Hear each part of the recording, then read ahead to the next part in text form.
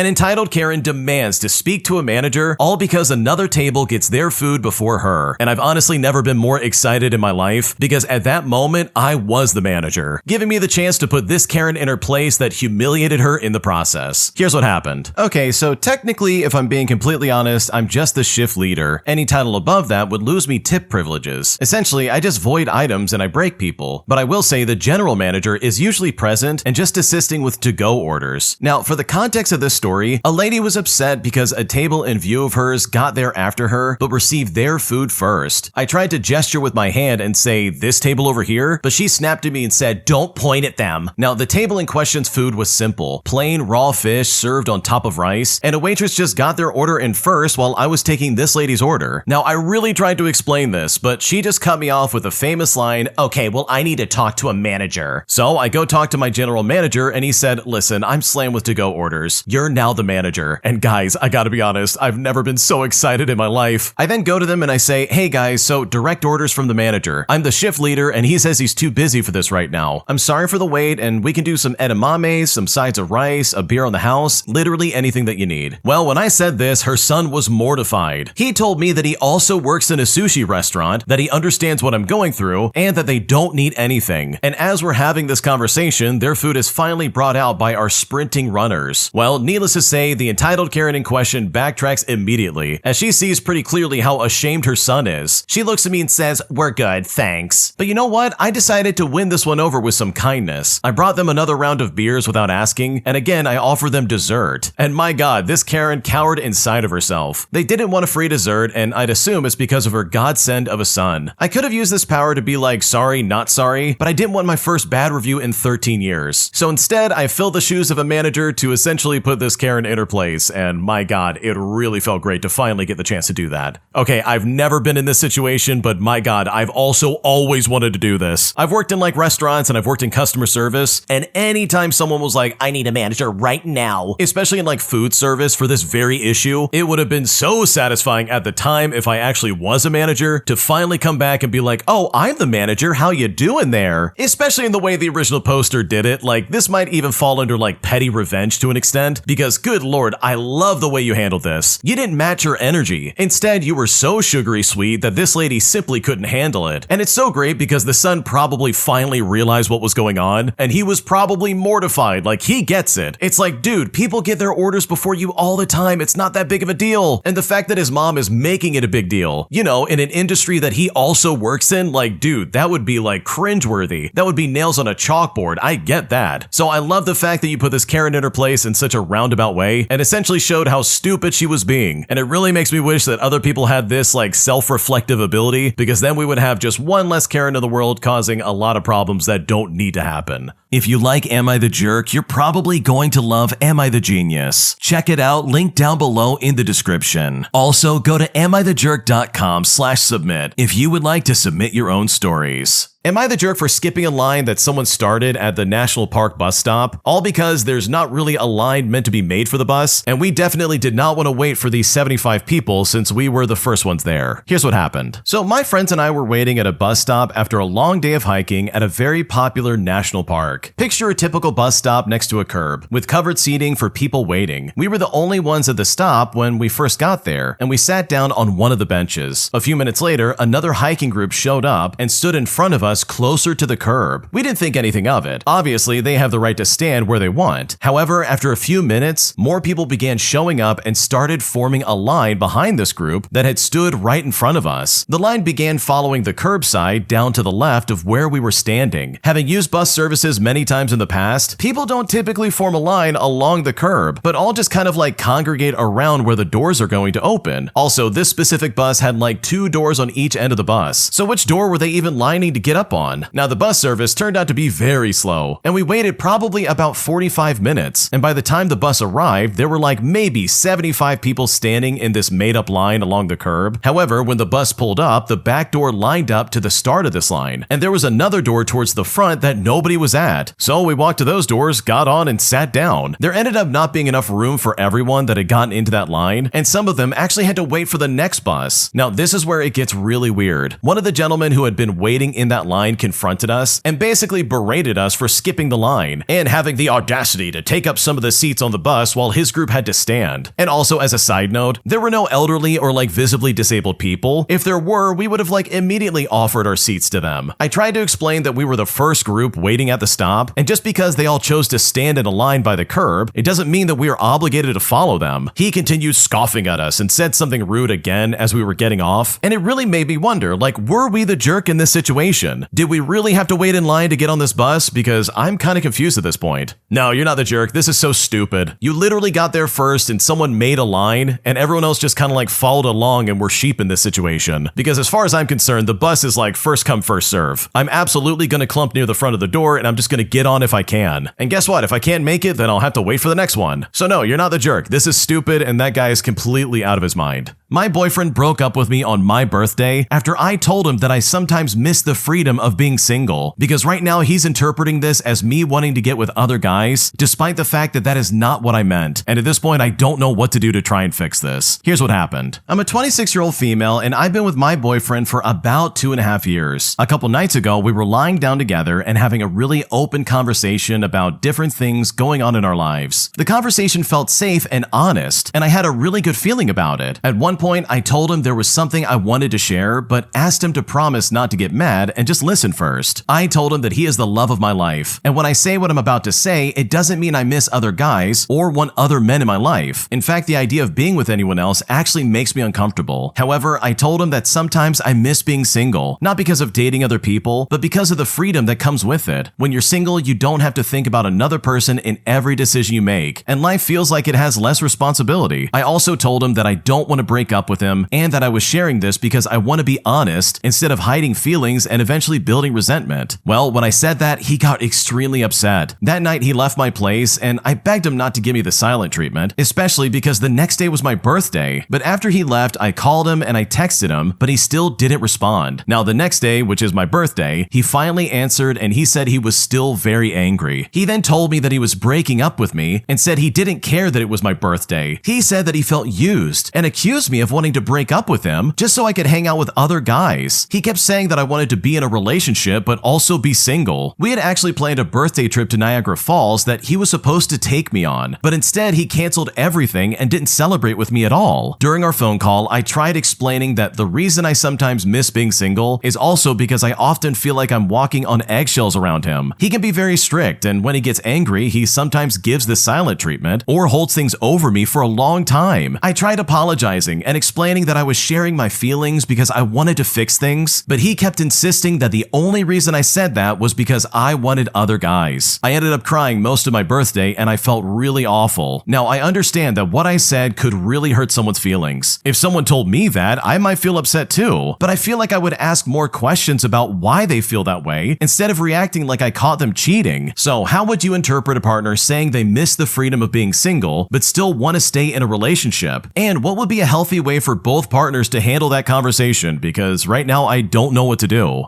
Okay, bro, what are you doing? In what universe would that conversation ever be okay? You're essentially saying oh yeah, no, I really like you, but I miss not thinking about you. That's literally what you said, and I would absolutely interpret it like that. I just miss having less responsibility, but I do like you, I don't want to break up, but man, I miss not having someone else in my life. So it's okay, so you don't like your boyfriend. That's basically what you're saying. What's going on right now? This is so weird. In what universe did you ever expect him to take this well? Because holy crap, you guys are laying there together, you want to have an open conversation, and you're okay, this is the time to tell him how I actually feel. And then you basically confess that, yeah, I kind of wish I could break up with you because I miss being single. What are you doing, dude? That's so weird. So truly, I think this is completely your fault, and I think your boyfriend has a point in breaking up with you. I would not personally want to be with someone who says something like that because I would definitely interpret that as a giant red flag. Would I be the jerk for telling my brother that he's got to get rid of his pet, all because I could get evicted for him having a cat in my place, and one of my kids is allergic to cats? Because right now I'm not sure what else to do. Here's what's currently going on. Okay, so my brother recently moved into my apartment after being evicted from where he lived. He also brought his cat with him, and I've reminded him that my lease restricts me from owning any pets from the very day that he moved in, even though he knew about the no pet policy way beforehand. My landlord has always been adamant on this rule, and I don't mind since one of my children has severe allergies to most pets anyways. My brother has been aware of this lease rule for years prior to moving in, because we're very close and we hang out every day. He even witnessed me reiterating a few months before he moved in that I can't have pets since one of my children, who doesn't have allergies, begged me to get a pet, but I said that I can't while we're living here. He's now been living with me for about 3 months, and whenever I mention him rehoming his cat, he refuses to talk to me. I can't afford to get evicted from where I live because my rent is a reasonable price at the moment. I'm honestly stressed out, and one of my children has to hide in their room when they're home with the door closed, all because of their severe allergy. And yet he shuts down every time I speak to him and ends up giving me an attitude for days. Recently, he said that he would just take his cats with him to work every day, which is the dumbest thing I've ever heard. I mean, his job is not even remotely permissible for a pet to be there. The cat is still meowing loudly throughout the day, and especially at night when she's going through heat. Also, my landlord lives in the apartment next door to me since it is a duplex home. While I hate the idea of him being mad at me, I can't risk being evicted and having to move elsewhere. Other apartments in my city are expensive right now, and I've been renting from my landlord for nearly a decade. Now, if my brother decides to move out because of this, I completely understand. Since pets are definitely considered family, I don't want our relationship to suffer because of this, but he is simply not seeing the situation he's putting me in. It really feels like he's willing to jeopardize my housing stability and just doesn't care that one of my children are severely allergic, because what matters more is that he just wants to keep his pet. So am I the jerk here for telling him to get rid of his pet? Because I just don't know what to do.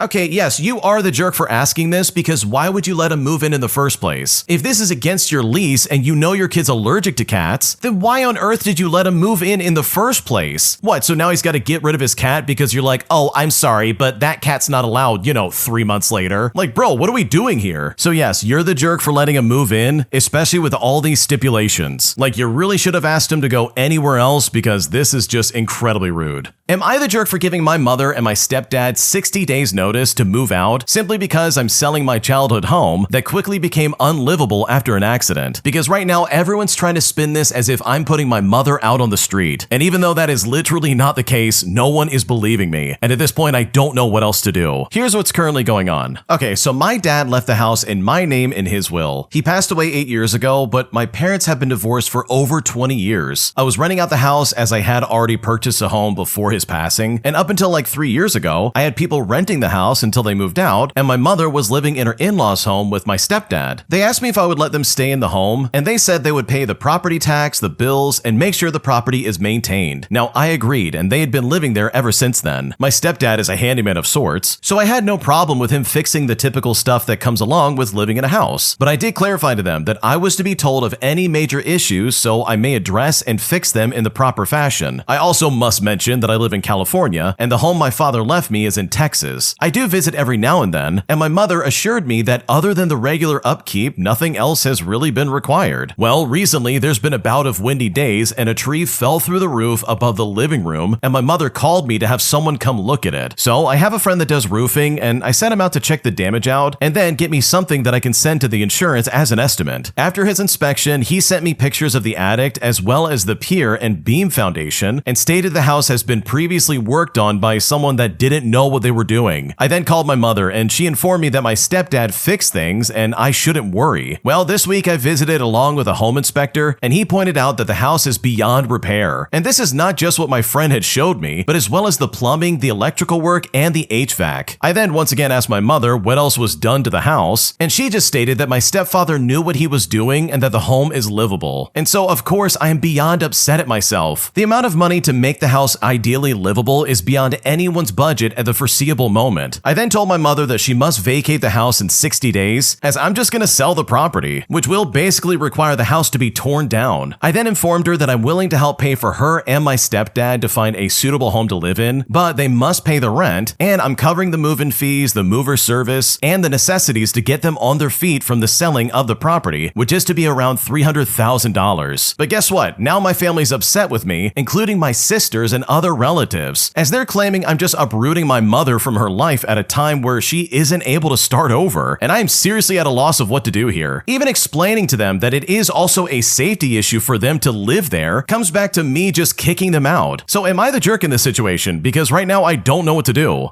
Okay, in my opinion, I think your family is being completely ridiculous right now because that house is not livable. Like, the stepdad made sure of that after he did his handyman work. Like, what are we doing right now? This is absolutely not your fault. And it's crazy to me that anyone would be like, wow, you're putting our mother out. I can't believe you. It's like, dude, the house cannot be lived in. It's literally not safe. I'm not putting anybody out. Like, we just have to sell it and move on. You're even willing to like help them out and be like, hey, I will absolutely pay for your next place. We can get you going. Like, this is not a big deal. So for them to act like this is kind of insane in my opinion and completely uncalled for. So no, you're not the jerk. You're definitely doing everything you can to help out. And if anyone's offended by this, then they're the ones with the problem and they can step up and house your mom. Today, I found on my husband's laptop a folder that literally says "in case we divorce," which is essentially my husband's exit plan if we ever split up. And after finding this, I feel very rattled and I seriously just don't know what to do. Here's what's happening. So I've been married to my husband for 3 years and we've been together for 6. And I really thought that things were solid between us, like genuinely no major problems, and we don't really even fight that often if I'm being completely honest. So last night he asked me to pull up a recipe he saved on his laptop while he was cooking. I open it up and I'm looking through his files trying to find it, and it's here that I see a folder called "in case we divorce." And I swear my heart dropped into my stomach. I know I shouldn't have clicked on it, but holy crap, I did. And my god, this man has documents in there. I'm talking screenshots of our bank statements, a list of all of our shared assets, a copy of our lease, notes on custody laws in our state, which is really weird because we don't even have kids yet, a whole PDF about how to split retirement accounts. There was even a draft of what looked like a separation agreement. The folder was created 8 months ago. Literally 8 months. We've been acting completely normal for 8 months, while this man apparently has an exit strategy saved on his desktop. I closed the laptop and I haven't said anything yet because I honestly don't even know where to begin with this. Do I even bring this up? Like, do I pretend I didn't see it? Part of me wants to believe that maybe he's just a planner and it's like a worst case scenario thing. But then again, who does that? Who makes a divorce prep folder when nothing is even wrong? I honestly feel sick. Like, I haven't slept at all. I don't even know if I'm overreacting or if my entire marriage is a lie. So seriously, am I overreacting right now? Because I seriously don't know what to do. Okay, first and foremost, I would definitely plan on talking to my partner if I found something like this. Because yes, this does look really sketchy, but at the same time, it would be way better to communicate with them and figure out what's going on, instead of like jumping to conclusions and being like, oh, you're planning to divorce me, aren't you? And it's like, no, don't do that. That's not gonna solve anything. Just relax and figure it out. But also, you're not crazy for feeling upset about this. I mean, if I found an exit strategy for my partner on their laptop, I'd be like, wait, what's going on right now? I thought we were happy. So yeah, definitely talk to him first before burning your entire relationship down, because there's gotta be some reason why he has a folder like that on his laptop. And sure, the reason is probably not something you're gonna want to hear, but at least you can get that reason out in the open, because this definitely sounds super sketchy. Am I the jerk for selling the gaming console my brother practically stole from me after he borrowed it one day and didn't return it for like 3 months? Because right now he's pissed off, saying that I should have just given it to him instead of selling it so I can make some quick cash. And at this point, I'm just really pissed off about this, and I really am not sure if I'm the jerk. Here's how it happened. Okay, for starters, I bought a gaming console last year with my own money. I work full time, and gaming is kind of my way to chill out after work. My younger brother still lives with our parents, and one day he asked if he could borrow the console for the weekend because his friends were all coming over. And of course I said sure, like it's not really that big of a deal. I just told him to please bring it back after he's done. Well, the weekend passed and I had no console to be accounted for. I then texted him asking when he was going to bring it back, and he said it would be soon. Well, a week passed by, but still I got nothing from him. I asked again and he kept saying stuff like, yeah, I'll bring it in next time I visit. And guess what? This went on for like 2 months. Then I went to my parents' house one time and I saw him playing my console in the living room with his friends. And it's here that I straight up told him, dude, I want it back already. But he just said to me, relax bro, I'm still using it. Now at that point I was kind of annoyed, but I didn't want to make a huge fight in front of everybody. Well, another month goes by and he still has it. So last week I went over again while he was out. My parents were home, so I just grabbed the console and I took it back. Later that night, my brother calls me mad saying that I took it without asking, but I told him it was mine in the first place. He then said that if I'm gonna be like that, then he doesn't want to share games with me anymore, and I just told him fine, whatever. Now here's the part where people are kind of mad at me about. I barely play it now because work got kind of crazy lately, so I decided to sell it online and got a pretty good price for it. And when my brother found out about this, he just about lost it. He said that I should have given it to him since he was the one actually using it. My mom also said that I should have just let him keep it because he's younger and he doesn't have money like I do. But I bought it with my own money and he kept it for like 3 months without returning it. And now my brother's calling me selfish and my mom says I started drama over a gaming console. So seriously, who's the jerk here? Because I'm not sure if it's me and I just don't know if I made a mistake here. Okay, in my opinion, I don't think the original poster is the jerk at all. Like, there's no way. Their brother literally stole their gaming console and then is trying to be like, wow, you should have just given it to me. But it's like, dude, you didn't give it back for 3 months. At that point, you basically stole it. So honestly, I don't blame the original poster for selling it. I don't think I would have sold it if I was in his shoes, but I definitely would not have given it back to my brother because this is kind of some hard evidence that he can't be trusted with your property.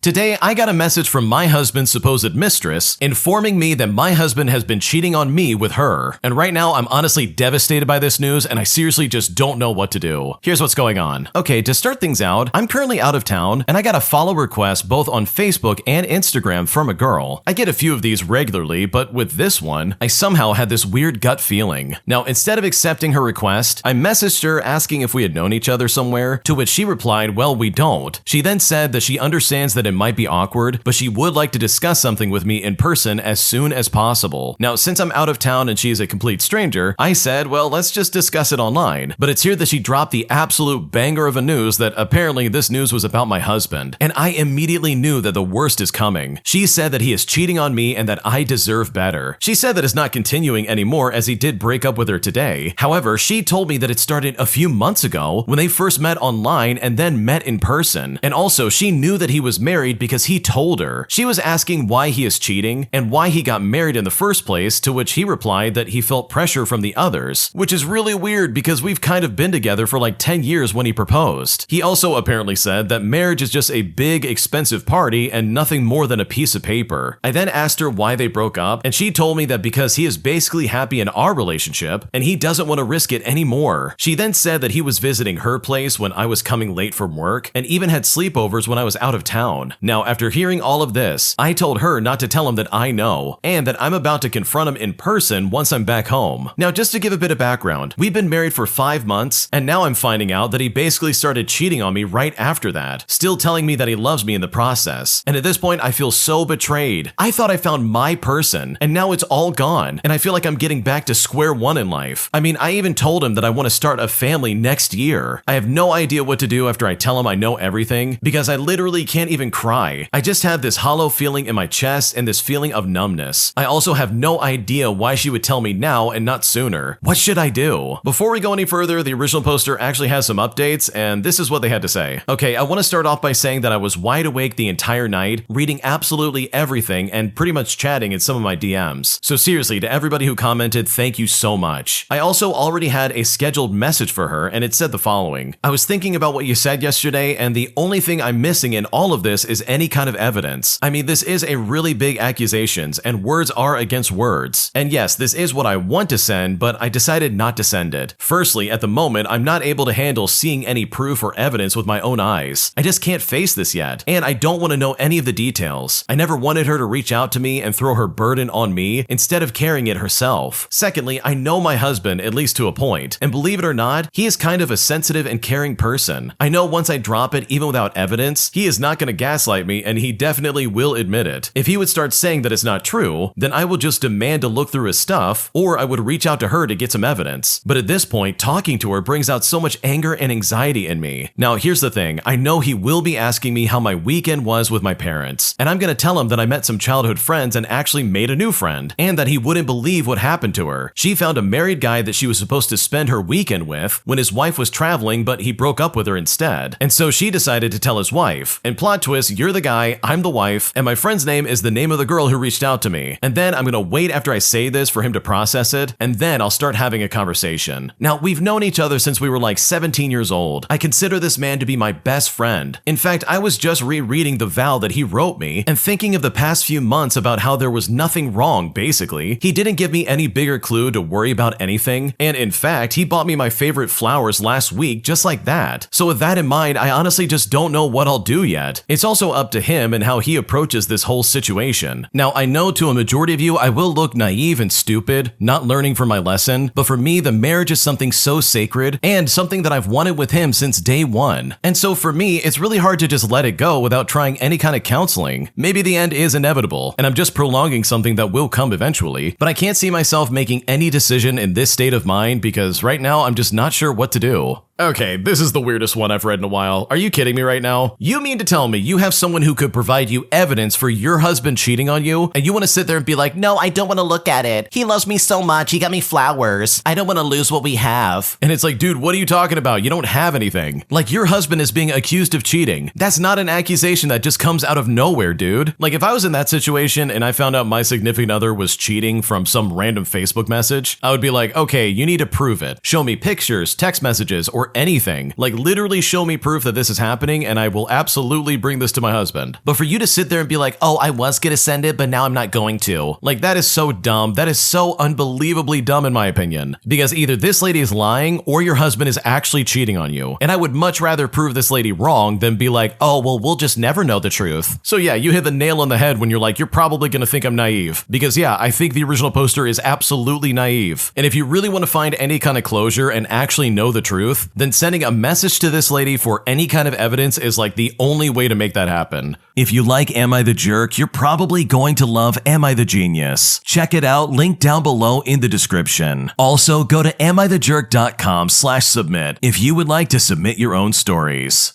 Am I the jerk for not disclosing my medical history to a stranger after they asked me the very intrusive medical question about how I became an amputee? Here's how it all went down. To start things out, I'm a 27-year-old female and I'm an amputee. Ever since my amputation, countless people have asked me what happened to me. At first, I wasn't bothered by it, and sometimes I would even poke fun by saying like a shark bit it off or some other random story. However, as time progressed, it began to upset me more and more. I would get stopped in the middle of a parking lot, stopped in a busy aisle of the store, stopped on my way to and from appointments, etc. But the part that bothered me the most is that they didn't even have the decency to introduce themselves. They didn't make small talk or even ask my name first. Like, children are actually infinitely more respectful than these grown adults. Well, one morning I was outside a hotel and I was smoking. And right away, this lady came outside and immediately asked me, what did you do to lose your leg? Mind you, it is literally 6 o'clock in the morning. So I said to her, you haven't said good morning, hello, or even asked my name, and yet you somehow feel entitled to my medical history? Would you like that if that happened to you? Now, after I said that, she started cussing me out and said that I was a rude jerk. So am I the jerk for saying this and feeling this was way out of line? Because at this point, I seriously have simply had enough. No, you are not the jerk. This is absolutely uncalled for. And it's really crazy to me that adults really do act like this. Like, what is wrong with people? Why would you ask that of someone you don't even know, man? You can't just walk up to someone like that and be like, this is fine. I'm sure they're gonna be really happy about me asking this very personal question. This isn't a strange request at all. Like, come on, dude. That is so frustrating, it's not even funny. So no, you're definitely not the jerk. I think you could have been way harsher because this lady was completely out of line. Am I the jerk for telling my close friend that the vacation that she won is actually a straight up scam? Because right now she's pissed off at me and I really just don't know if I'm in the wrong. Here's what's happening. So I have a close personal friend that's been dealing with a lot over the last few months. I won't go into details, but let's just say if anyone deserves a vacation to the tropics, it's definitely her. A little over a month ago, she signed up for a drawing to win a free vacation to the Bahamas. We have been talking about doing something like that for our birthdays because her birthday is so close to mine. Well, she got a text message saying that she won yesterday and texted me all excited about it. But after she told me, I did some digging and I found out the vacation isn't really free. Like, the only free part is the room at the resort, and even then you're still on the hook for taxes and fees. Nothing is included. Not the airfare, no drinks and food. So I just flat out told her that it was a scam and they were most likely trying to get her to buy something like a timeshare. And now because I said this, she is pretty upset with me. So seriously, with all that in mind, am I the jerk for telling her and saying that, hey, this is a scam and you need to look out? Because she is super pissed off and I just don't know what to do.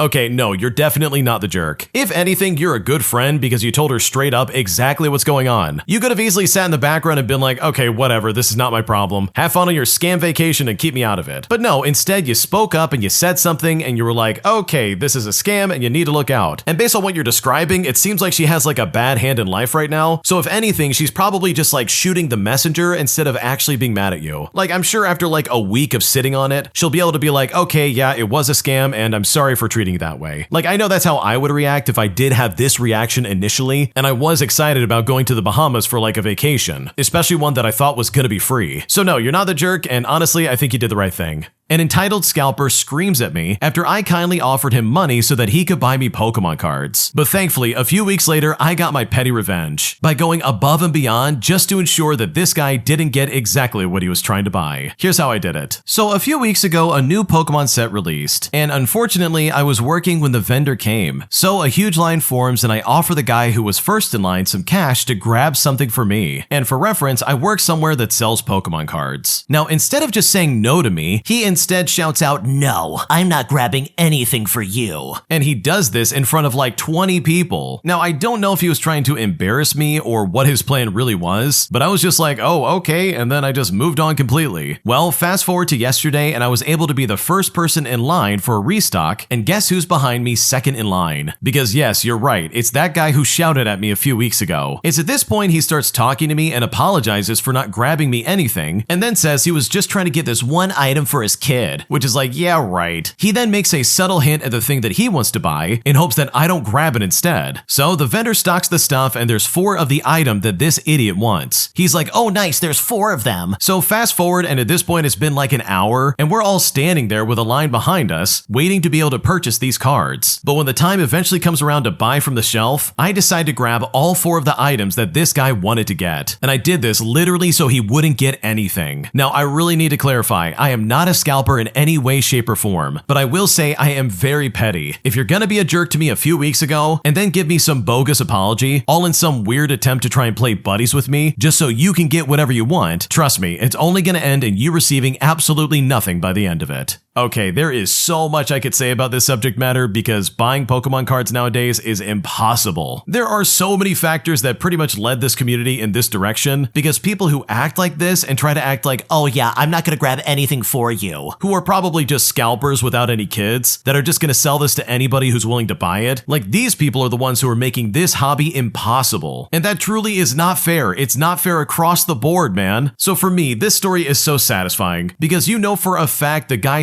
standing behind the original poster 2 weeks later 100% was a scalper trying to get some item they can sell online or some other crap like that. So good for the original poster for getting back at them because their behavior absolutely came back to bite them in the butt. An entitled customer decides to get mouthy with me after they called into my company to try and get some technical support. So I decided to get some petty revenge by putting them right back in the call line, forcing them to wait for God knows how long until someone else would finally deal with them. Here's what happened. Okay, so I used to work for a major satellite provider. I really hated that job because they had the most toxic environment you can imagine. When I worked there, they had like a 60% turnover rate within the first year of employment. People would call me up and say just the dumbest crap ever, which made for great conversations at home. Occasionally, you would get the super entitled customers whose time you're definitely wasting, and they're just way too important to talk to the likes of you and me. But that's when I discovered a button on my computer screen that would put them right back in the call queue for God knows how long. So I answered the phones one day and I said, "Thank you for calling, I'm operator 123. How can I help you today?" This entitled customer then says to me, "Your crappy, idiotic service is out again. I'm tired of you guys constantly trying to charge me to fix my equipment, and I want answers right now." I responded back by saying, "Sure, I'd be happy to help out. Can you please tell me a little bit about your issue?" The entitled customer then says, "The TV won't play. The service is too expensive and I hate you for existing." So then I would respond and be like, "Okay, no problem. I'm super happy to help you with this issue. Let me just put you on the briefest of holds while I review your records." Then at that point, I would press the button. Crappy jazz music's playing, the company's saying that they're happy you're calling us and that their call is very important and that we will answer in the order received. But basically, the moral of the story is don't scream at the guy behind the phone. simply because your stupid stuff isn't working or whatever. Because trust me, I don't care, and if you're gonna be mean to me, then I'm gonna press my screw you button, and you're gonna be placed right back in line. But either way, I'm sure I pissed off a lot of people. But I'm also sure that I just don't care. I still giggle at what I imagine was their confusion, and then super angry disgust when they ended up right back in the call queue. Because if you're going to mess around, you better be ready to find out. Oh man, I love that so much. I wish there was something like that when I worked at a call center, because holy crap, you can get some of the weirdest customers on planet Earth, dude. Like, oh my god, that is so frustrating. I really wish I had something like that. That would have been so nice. So good for you for doing that. Honestly, I don't think I would feel any regret either, because some customers are straight up crazy. And I think putting them back in line for their terrible attitude and their bad behavior really is a fantastic punishment, especially if they're going to be belligerent.